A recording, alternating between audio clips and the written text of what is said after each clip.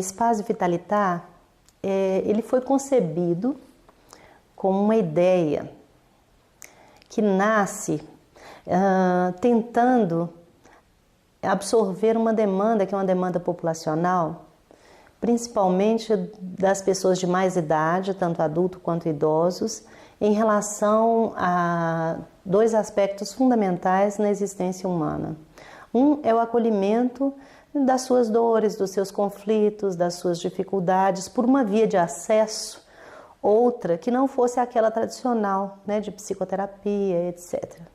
Então, teria uma via de acesso que seria através da utilização de estímulos cognitivos, de jogos lúdicos, de desenvolvimento psicossocial. Então, esse centro de desenvolvimento psicossocial, ou seja, essa ideia de um centro para desenvolver pessoas do ponto de vista humano, do ponto de vista social, do ponto de vista político, do ponto de vista afetivo, né, cognitivo, essa é nossa ideia. O Espaço Vitalitar, então, é uma casa que ela nasce com um aspecto que é esse de acolhimento. É uma casa que tem amplas varandas, que tem espaços acolhedores, onde a pessoa possa estar a dois, sozinha, refletindo, pensando, lendo, e tem espaços que são mais coletivos, né? Salas que eles podem estar se ajuntando com instrumentos que possam auxiliar naquilo que é o desenvolvimento mesmo dessas ideias. Muitas vezes a gente trabalha aqui com o cinema comentado. Os filmes, eles são dispositivos muito interessantes porque na história do outro eu consigo contar e consigo ver melhor a minha história.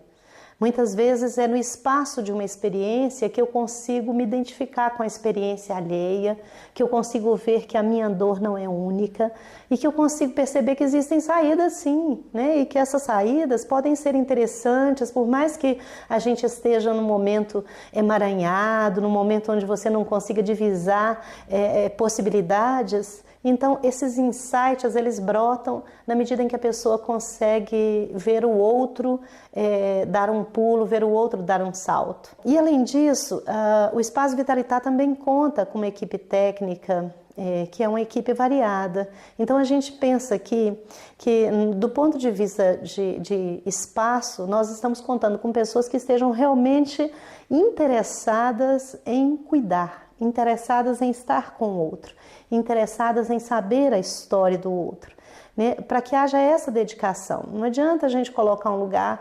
fantástico, né, com possibilidades muitas de equipamento, se a gente não tiver um material humano, um recurso humano ou um potencial humano capaz de ouvir e capaz de fazer essa mediação entre aquilo que é a máquina e aquilo que é a produção mais subjetiva, entre aquilo que é o substrato para conhecer o outro e a própria experiência do conhecimento do outro. E é isso que a gente prima aqui. Então, mais do que um fisioterapeuta, um psicólogo, um terapeuta ocupacional, um assistente social, mais do que uma categoria profissional, nós queremos aqui pessoas capazes de se dedicar ao conhecimento do outro. A depressão hoje é uma das maiores causas, né, dos adoecimentos concomitantes de idosos. Só que ela não figura, por exemplo, nos dados estatísticos do SUS, né, como um dado crucial desses, exatamente porque a depressão ela é diagnosticada secundariamente, ela sempre tem um diagnóstico secundário e não um diagnóstico primário. Normalmente o diagnóstico primário é uma doença cardíaca, é exatamente o inverso. Então, aquilo que muitas vezes é provocado por um substrato anterior, que é a depressão, é colocado como um diagnóstico primário e o diagnóstico secundário, então, fica a cargo da questão ou do adoecimento psicológico. Então, eu acho interessante que a gente esteja observando isso e que a população saiba disso e saiba, inclusive, delimitar que é necessário pensar em espaços diferenciados onde você possa lidar com isso. O mundo oferece muitas vezes uma condição que é muito mais favorável à depressão do que à saúde mesmo, né? A potencialidade. Porque nós vivemos pressionados para consumir, para termos um lugar no mundo, para termos um status quo. E, no entanto, pouco sentido se dá à própria vivência do sujeito. A quem sou eu? Eu sou o que eu faço, eu sou o cargo que eu ocupo, eu sou o trabalho que eu desenvolvo. Então, quem sou eu? Né? Essa pergunta, cada vez mais, se distancia do humano. É como se isso não tivesse a menor importância. E aqui a gente tenta fazer exatamente o contrário. Quando a gente fala de desenvolvimento psicossocial, e eu insisto na tecla de que a questão afetiva ela tem que estar junto, né, dos processos cognitivos, dos processos de estimulação cognitiva, dos processos, né, de tentativa de curar uma doença, da profilaxia de modo geral. Então a gente tem que pensar que a questão afetiva ela sustenta, ela é sustentáculo dessa melhora, dessa possibilidade de melhora do paciente. E a dor de envelhecer no nosso país é também uma dor cultural. É uma dor que está ligada a uma cultura que nega o envelhecimento, a uma dificuldade do sujeito de lidar com a finitude e a uma dificuldade também de se pensar que o espaço urbano é para todos.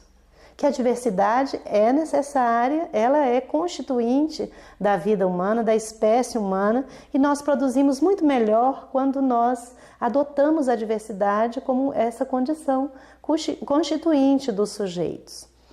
Os espaços eles são muito melhor delineados, eles são muito mais democráticos quando a gente pensa a diversidade. Ter um idoso portador de Alzheimer, ter uma pessoa, um idoso saudável conjuntamente, ter um adulto que está, né, se reabilitando de algum processo, isso é importante para nós. E quando a gente vai pensar na organização familiar, nós temos que pensar que um Brasil da década de 50 para trás, vamos pensar isso, era um país agrário, a economia era toda baseada numa outra forma de organização, então era uma economia de subsistência, a família era uma família mais nuclear. Então, a organização familiar se dava muito por uma diretriz que era a diretriz do próprio sistema religioso, menos do que daquilo que a gente pode considerar hoje, né, uma participação do Estado na vida das pessoas. Hoje não, hoje nós temos um outro tipo de organização, os padrões de organização familiar se modificaram.